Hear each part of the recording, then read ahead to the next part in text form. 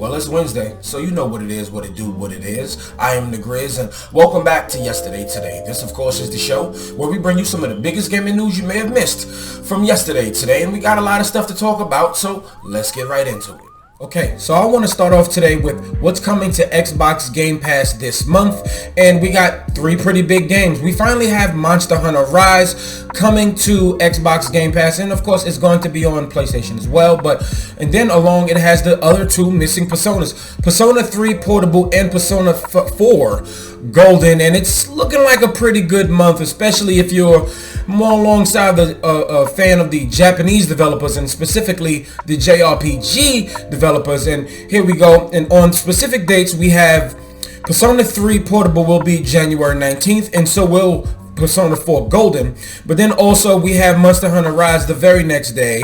It will be January 20th. Okay, so that's actually really awesome. Let me know if you'll be thinking about any of this. Maybe you've played Monster Hunter Rise on the Nintendo Switch, and maybe you've played Persona 3 Portable on the PSP back in the day. Maybe you want to play it again, and maybe you play Persona 4 Golden on the Vita. Maybe you played it on Steam. Let me know if y'all are big fans of this down in the comments below. Alright, and well, probably one of the greatest TV shows, because it is a TV show adaptation of the greatest game story in the history of gaming, period. And we're talking about The Last of Us, and it's currently sitting at an 84 on Metacritic with 22 positive and 1 mixed. And there are quite a few reviews out, and so we're going to go through some of the more positive ones, and then we're going to go trickle down, and we're going to talk about it just a little bit here.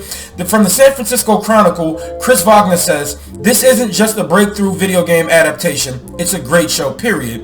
And then Daniel Adario from the Variety says, "The Last of Us can lean too hard on action sequences, which emphasizes the uncanny surreality of the infected. But what lies beneath the chaos is nascent bond between Joel, a rootless man's promise to guard Ellie, through Pascal and Ramsey's performances, in some strong writing, the dynamic glimmers with emotion and life."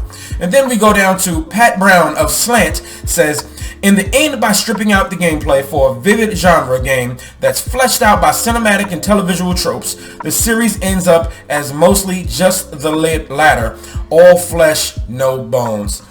Honestly, I'm gonna go ahead and say that sounds like a little bit of hate, but anyway, I'm just so happy that The Last of Us is coming out, and it's going to be just this big, huge, really good, really great HBO adaptation, TV adaptation. Now, we got Halo, and Halo wasn't as great as people thought. A lot of people just didn't like it, but there was something to like there. I saw the first episode when it went free, and alright, thought it was decent. A lot of people weren't happy that Master Chief took his helmet off, whatever. They were going to take liberties when they make TV shows and movies out of stuff. I don't understand why people don't learn from that. The same thing with Harry Potter and anything with Marvel. Oh, this didn't happen in the comics. Oh, this didn't happen in the book. Okay, it's different when it's on screen. Is it good? Is it still good? And does it still kind of pay respect to the roots of what it? And that's what I was really concerned about. But with all of these hundreds and 80s and even a 50 down there, it shows that the show is pretty great. How about this?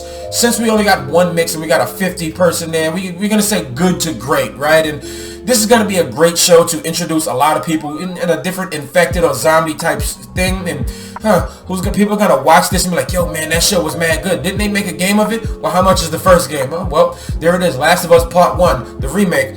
Well, it's on sale now for $50 or $40. Next up, I want to talk to y'all about a GameCube controller. Now, I'm not talking about specifically for the GameCube. I'm talking about GameCube Joy-Cons, right? So somebody over at Nixie thought it was a good idea. Hey, we would like GameCube games on there, so just in case the GameCube would be on the Switch, the arcade, the subscription services and stuff like that, well, we're gonna go ahead and make these controllers, and they say this is the best D-pad for Super Smash Bros. Ultimate, and just take a look at this and some of its features. Here we go, and we have the preferred gamepad for Super Smash Bros. Ultimate. It has a Hall Effect Joy-Cons with no drifting, co-production with Case Silver. Joystick upgrade using the electromagnetic principle eliminates the drift problem. Designed for performance with the ZR and ZL or ZR and ZL buttons are quieter, lighter, have less resistance, and have shorter trigger distances to help you shoot faster. Definitely love playing FPSs on the go. ABXY buttons have white light effects and a comfortable feel for an enhanced gaming experience. Removable joysticks and replaceable joysticks rings, ergonomic non-slip designs, wireless connection, and long-lasting performance.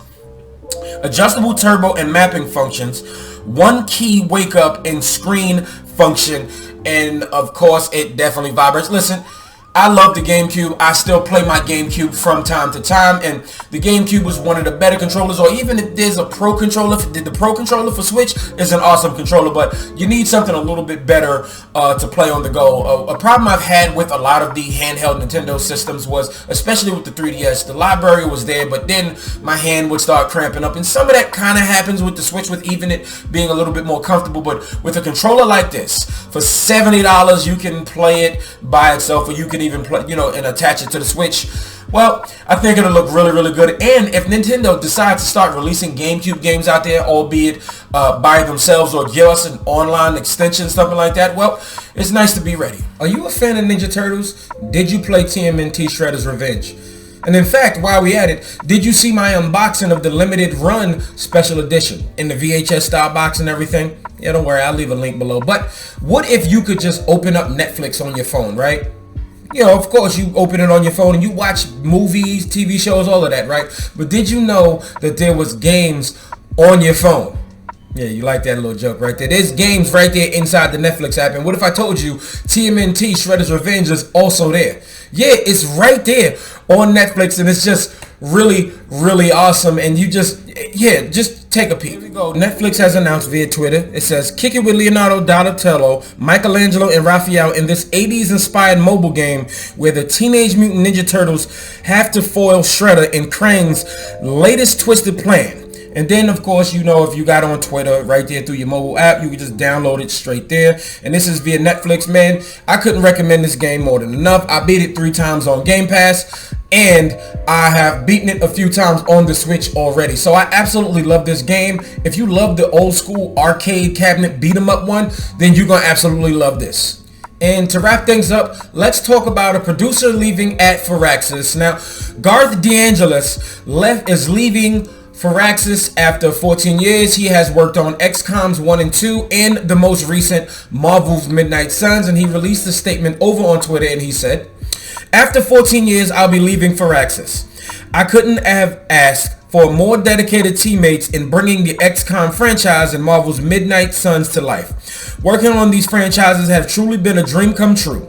Much love to the players. All of this was for you.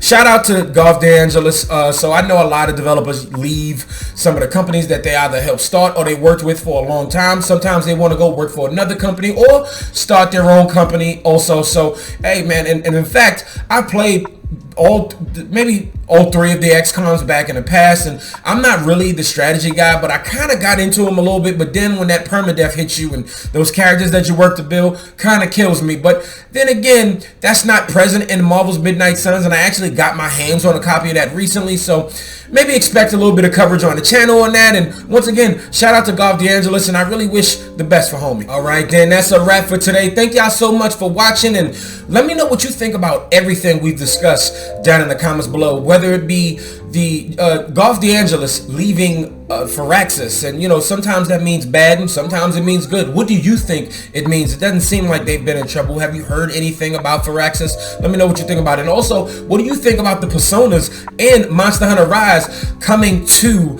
the Xbox Game Pass later this month? And my personal favorite, that GameCube controller by Nixie. Will you be getting it? It's sold out. It first of all, earlier this week it got announced, and then the next day they just dropped it for straight $70, and it's right here in the comments. I'll definitely link it so you can see it. Let me know what you think about this. Are you excited about any of this stuff? Let me know what you think about anything. But on your way out, you go ahead and hit that red subscribe button and hit that notification bell so you get notifications when your boy posts. I definitely post every Wednesday, but then I also post reviews, and sometimes I just post gameplay videos. And make sure you hit that like button, and if you don't like what you've heard here, please let us have a healthy dialogue down in the comments. For now though, this video is finito.